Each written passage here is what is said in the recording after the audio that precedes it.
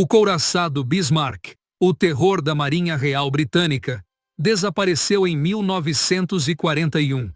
A versão oficial diz que foi afundado por canhões britânicos, mas drones submarinos de última geração encontraram uma anomalia impossível. Sua blindagem estava quase intacta. Hoje, revelamos a verdade oculta. Um final duplo orquestrado pela própria tripulação. Foi um ato de orgulho ou a única saída?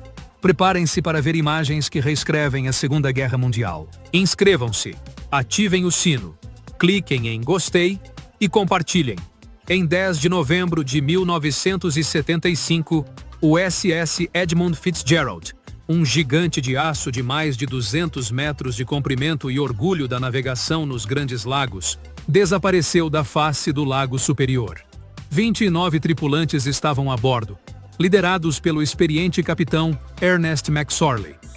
Não houve chamadas de emergência, nem sinalizadores, nem testemunhas diretas. Apenas um silêncio ensurdecedor que inundou as ondas de rádio às 7h10 da noite.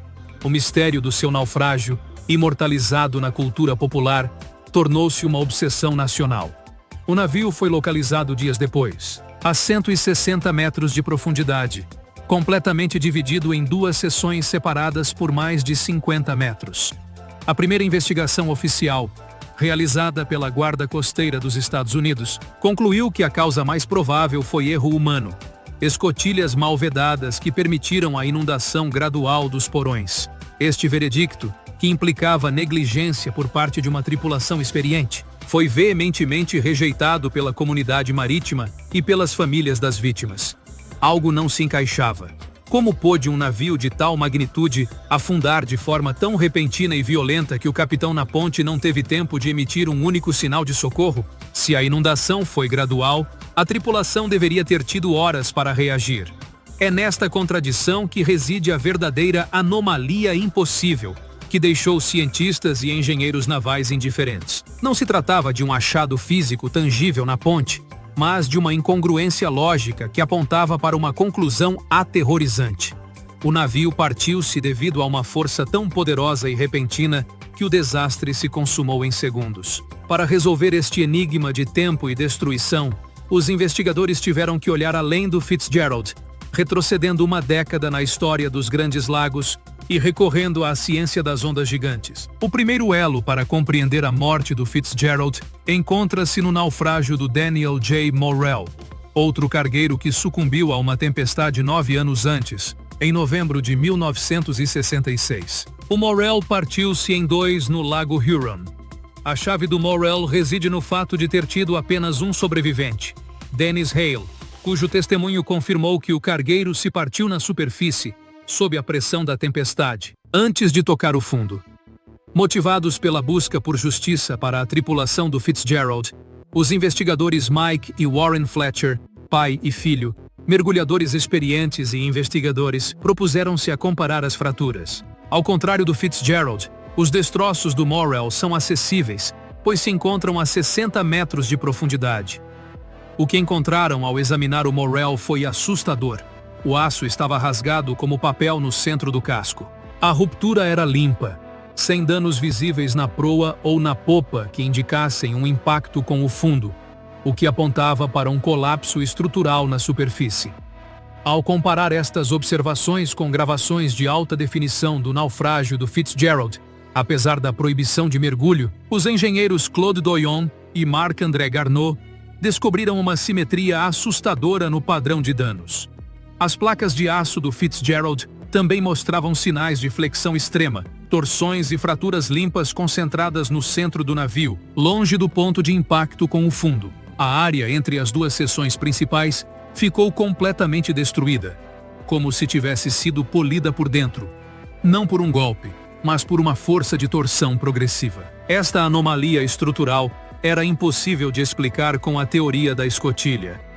Se o navio tivesse inundado gradualmente, teria afundado lentamente, mas a fratura maciça e repentina só era compatível com uma ruptura na superfície, tal como aconteceu com o Morrell.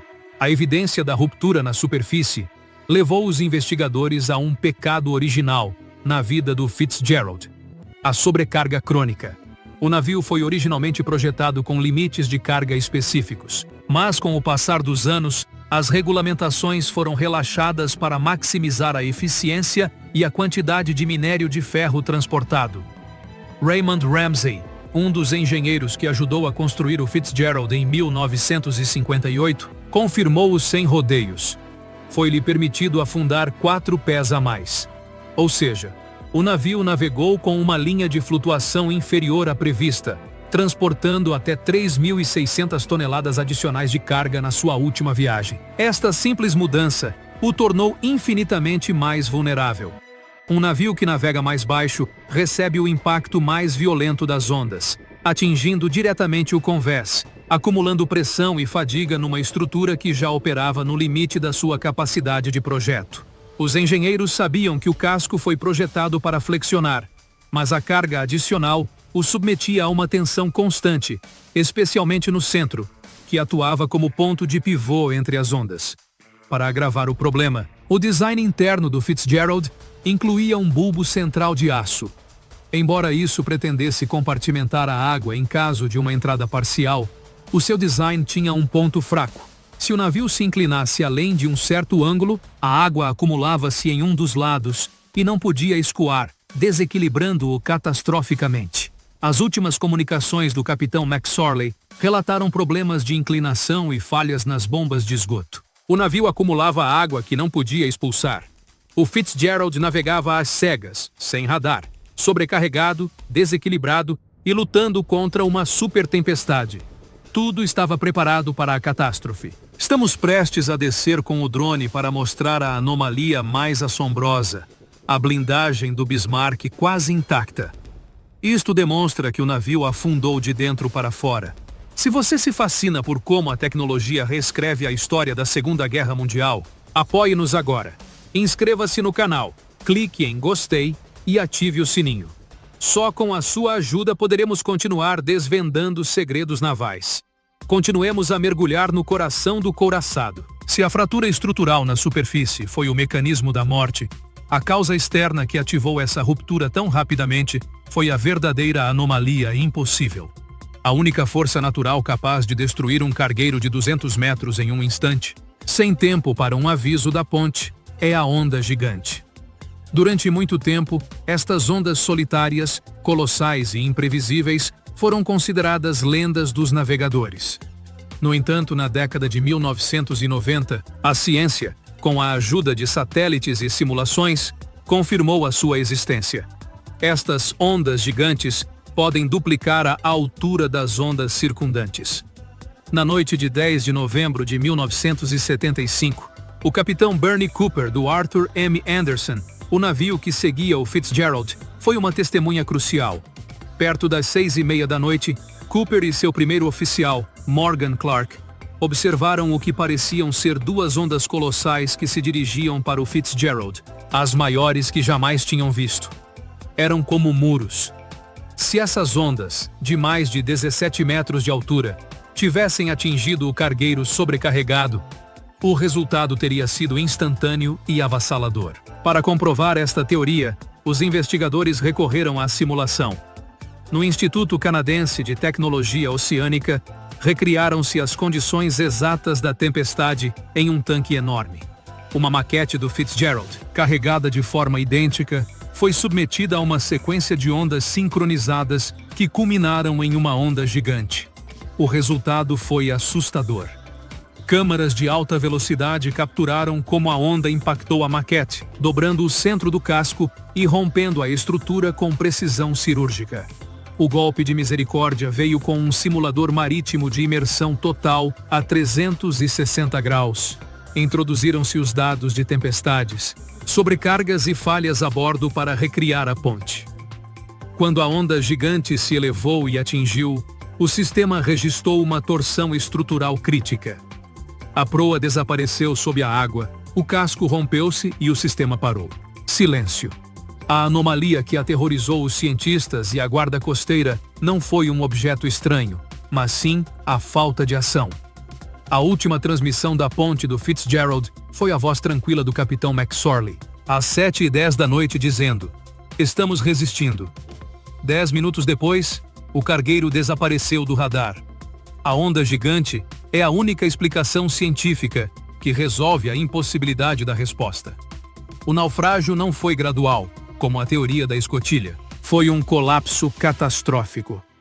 A onda atingiu, o casco, já enfraquecido pela sobrecarga e pela fadiga, rompeu-se. E a proa afundou de imediato, arrastando os 29 homens com uma violência tão repentina que o capitão McSorley, a poucos metros do microfone, não teve nenhum segundo para emitir o sinal de socorro. O silêncio final da ponte é a prova definitiva que exonera a tripulação. Não houve negligência. Houve uma fatalidade que superou a capacidade de reação humana. A anomalia impossível, o silêncio aterrorizante, confirma a valentia dos 29 marinheiros que lutaram até o último segundo, sem saber que a força que os atacava era imparável. O mistério do SS Edmund Fitzgerald, a 160 metros de profundidade, finalmente foi desvendado pela ciência e pela engenharia forense. A anomalia impossível que aterrorizou os investigadores não foi uma falha mecânica na ponte, mas sim a dramática e repentina manifestação de uma força externa imprevisível que agiu sobre um navio que jamais deveria ter zarpado nessas condições de sobrecarga. A simetria da fratura, em comparação com o Morrell, a evidência da sobrecarga de 4 pés e a teoria comprovada da onda gigante combinam-se para contar a verdadeira história. O Fitzgerald foi destruído pela fúria da natureza, agravada por decisões institucionais de maximizar a carga em detrimento da segurança. O legado do cargueiro não é negligência, mas sim um aviso. A história do SS Edmund Fitzgerald é a redenção da honra de uma tripulação que enfrentou o impossível. Hoje, os 29 homens que morreram na ponte e sob o convés são lembrados não por um erro que não cometeram, mas pela valentia estoica que se esconde nessas últimas palavras transmitidas antes do silêncio. Nós nos mantemos firmes. A anomalia é a verdade. O Bismarck não apenas afundou, foi condenado por forças externas e internas. A evidência do colapso dos convéses devido à inundação interna exonera os britânicos do golpe final e honra a memória da tripulação. Que outras verdades você acha que os destroços da Primeira Guerra Mundial escondem? Deixe sua opinião nos comentários. Se esta história o fascinou, apoie-nos com um gostei, compartilhe o vídeo e inscreva-se para mais mistérios navais.